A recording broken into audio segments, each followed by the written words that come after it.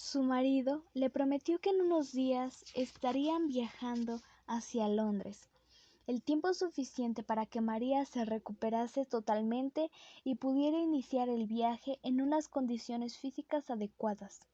Y así lo hicieron. Los días posteriores fueron duros para María.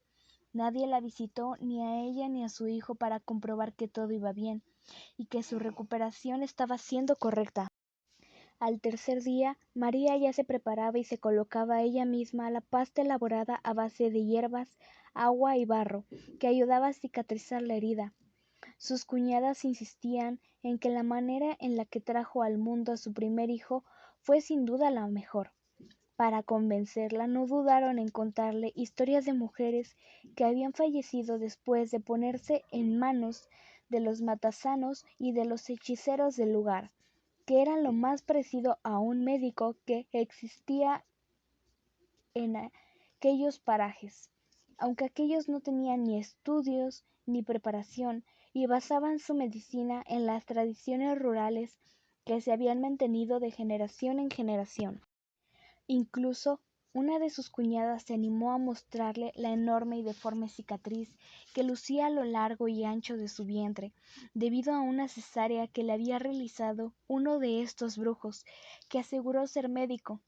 Estuvieron a punto de morir ella y su hijo, y de recuerdo aquel impostor le había dejado aquella cicatriz que la acompañaría el resto de sus días para recordarle que un día cometió la imprudencia de ponerse en manos indoctas.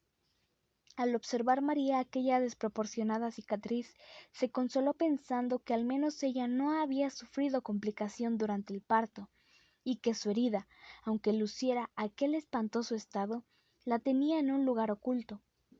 María no volvió a mencionar la posibilidad de una consulta facultativa. Desterró para siempre esa opción hasta su vuelta a Londres. Su suegra la ayudó bastante en aquellas primeras semanas posteriores al parto.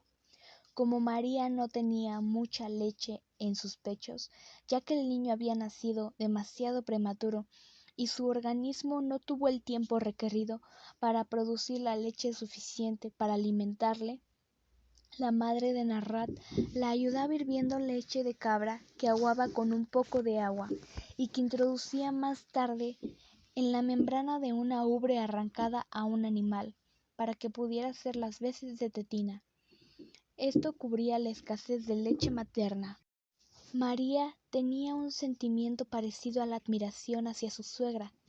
Veía lo mal que se lo había pasado ella y que seguía pasándolo con el nacimiento de su primer hijo, y pensó en lo que debió de sufrir ella para dar a luz y criar a 12 hijos, 9 niños y 3 niñas, y hacerlo además en plena transhumancia de un pueblo a otro, huyendo de la guerra, de las ocupaciones y de los problemas de que todo aquello acarreaba.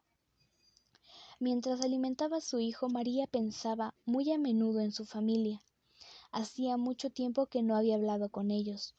No había compartido con ningún miembro de su familia su nuevo estado civil, ni mucho menos el nacimiento de su primer hijo. Ni siquiera sabían que vivía en Londres, ni mucho menos había tenido ocasión de explicarles su paradero ni su situación. Quería ahorrarles disgustos y preocupaciones, y si compartía con ellos su presente, sin duda les alarmaría. Se pasaba horas pensando en lo feliz que se sentiría su padre al saberse convertido en abuelo. Ese era uno de los alicientes con los que contaba María, y a él se aferraba con fuerzas y con grandes dosis de ilusión y esperanza.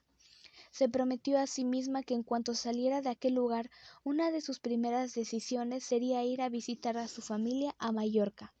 Ya era hora de normalizar su situación familiar. Ahora con su hijo en brazos lo entendía mejor que nunca. Ahora sabía lo que significaba cuidar y atender a una familia, y creyó que había pasado demasiado tiempo sin verles ni dedicarles el tiempo necesario.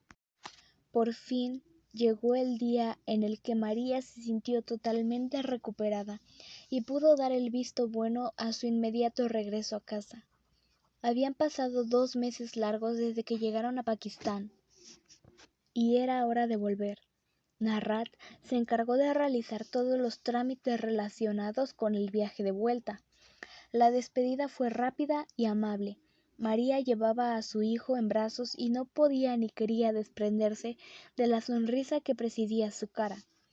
Viajaron en el mismo coche con el que su hermano de Narrat le recogió a su llegada al país.